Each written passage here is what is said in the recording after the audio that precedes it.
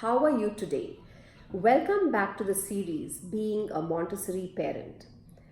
So today I thought I'll talk about what you can do if your child is scared, and I'm sure you'll agree with me that this is an appropriate topic for the times that we are in. So before we can start helping our children, let's understand what is fear. Fear is an emotional imbalance that is deeply rooted within the child. In the Montessori language, we call it as a deviation. A deviation is anything that acts as an obstacle and stops the child from reaching his full potential. So, what are the types of fear? Firstly, nature has given the child a mechanism which is called fight and flight. That is, when they are encountering a danger, they either fight or they flight, that is, they run away. So this is a natural mechanism, and that's not the fear that I'm talking about right now. So that is there to help us in dangerous times, and it needs to be intact in the child. But what I'm talking about is fears that are stopping the child from reaching their potential, or from them being risk takers, or from them going out and doing something. And in some cases, the fear is so strong that even daily activities become a problem for the child because they're so scared to do anything alone. So this is the kind of fear that we need to handle, and we are in a kind of a fearful zone right now. So maybe this will help you figure out ways to deal with fear that is instilled in the child because of this pandemic that we are in right now. So we are talking about the fear that we can do something about, and which is acquired through experiences. So let us see how does this fear really arise in your child. So the fight and flight fear is already there as a mechanism which is given to the child for survival. But these other fears that we are talking about, generally, like I said, the child has some experiences, and sometimes these experiences don't end up positive for the child, and that stays in his memory. So past experiences instill a kind of fear in the child. The phobias that adults around them have somehow get passed on to children. For example, if you're scared of a lizard and you're screaming, then your child sees you and just copies you, or just is conditioned to that fear just by watching the adult being fearful of a particular thing. So adult phobias in the environment can be one of the reasons why fear is instilled. A lot of times adults use fear as a defense in order to discipline their children. Like, for example, you would say, eat your food, otherwise the policeman will get you, or something like that, that you've used as a defense mechanism, which will start instilling a fear in the child. So we want to watch our language when we are disciplining our children, and fear is not one of the ways to use to discipline a child.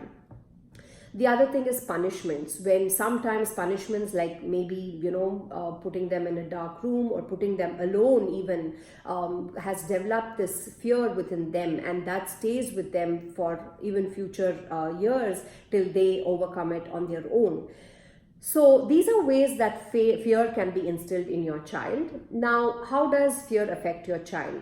I think we all know that when we are fearful, what happens? Our body closes, it's not open. And when it's not open, there is a lot of mechanisms that are happening within your body which slow down and therefore hinder the development of the child. So there is an imbalance in all areas of development. You can take any area. For example, if a child is scared to meet new people, then he is going to have an imbalance in his social development.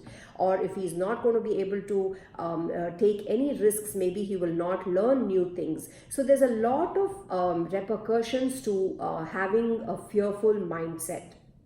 Definitely, psychologically, the child who is in constant fear cannot be at peace, and there is a lack of happiness in the child because they are in constant fear of whatever it is that they are fearful about. So definitely there are many detrimental effects that fear has on your child, and that is why it is very important that we address this issue as soon as you observe it in your children, and we'll talk about how you can find out that also.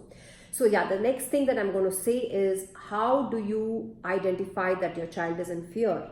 So more often the child is going to tell you that I'm scared, I don't want to do it. And so you see that there are so many times the child is saying, I'm scared, I'm scared.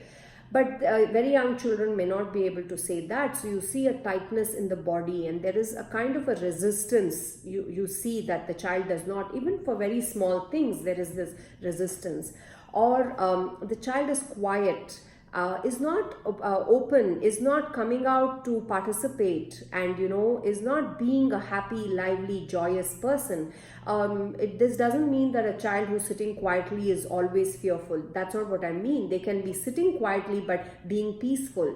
But when that's not what it is, but when you see that they want to but they can't, and that's where you're identifying that there's some fear. And sometimes when you ask them, are you scared, some of them will say yes, and some of them will still deny it. So we have to go through our observations and see if there is some help that the child needs.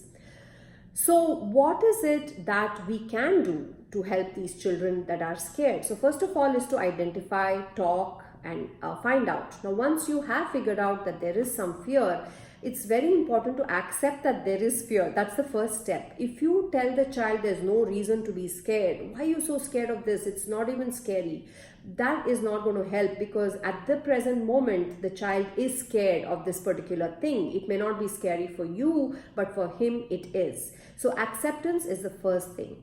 The second thing which Dr. Montessori tells us is connect the child with reality. Sometimes their fears are based on something that is imaginary or something that they don't know the truth about. So by giving them facts, talking to them about the reality, connecting them with the reality, come, I'll show you what it is, what really is. So these kind of things will help them overcome their fear. The next thing is to help the child face this monster, that is the fear. Facing the monster is very important. If we are going to sit with the fear and say that I'm scared and not venture out in that direction, then we are never going to overcome it. You might have noticed in your children many times, one, they're scared, but then when you do it with them and they see that it's not really scary, then they don't need to be told the next time. And in fact, many of them start liking that activity because they're not scared anymore. So it's important for you to be a help and help them face the monster. The things that you should not be doing is, don't keep harping on the fact that, oh, she's scared of this, she's scared of this, oh, he's scared, he won't do this. This is not a help to the child, because the child needs to somehow be given the power to face this particular situation that he is scared about. So if you're going to put energy into the fact that he's scared, then that fear is going to grow. But if you put energy into the fact that he can overcome it and he can do it, then definitely he will overcome and be able to do it. The other big no-no is, don't use the child's fear as a means to discipline them at some other point, knowing that they are scared. Oh, I'm going to do, that's what's going to happen if you don't do this. Then if you use that as a fear, then you're not helping them overcome fear. So we are talking about helping children being fearless. Of course, not the fight and flight, but fearless in the other aspect, because when they become fearless, they are open to life, they are risk takers, and they venture out to do things which will reveal to themselves the inner potential that they have. And this is how we learn, and that's how the child is going to reach his fullest potential that is meant to be. So keeping these points in mind, I'd like to talk a little bit about the current situation that we are in, that is the pandemic. And so here, like I'm sure you'll agree with me that fear is not going to help us in any way. It's only going to make our immune system even more slower. So it's important, that's the same for your child as well. So to have a strong immune system, the child will have to be given that support, that stability, and give them awareness. They have to know the reality, and that is that there is this virus that we need to take care of. So how do you take care of it? Making sure those steps are followed, and making sure there is self-discipline. All these things are the ways that we can actually deal with this virus, rather than instilling a fear in the child.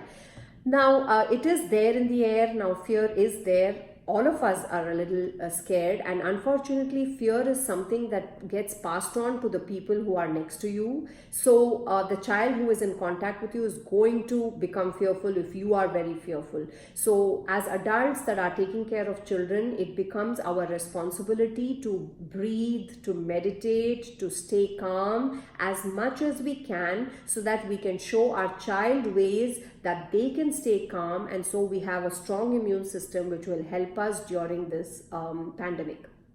So this is how I think we can face fears. And it's not like there's no one. I mean, I have my own fears, and everybody in this world has fears. It's just facing the monster and pushing ourselves one step ahead each time we encounter a fear, so that a day comes when we have lesser fears and we are able to enjoy the beauty of life. So if you found this talk interesting and you'd like to be a part of more such discussions about parenting, please do subscribe to us, and you can visit www.formativeage.in to know more about formative age, the Montessori method, and the online courses that we offer. So until we meet again, stay calm and fearless. Bye-bye.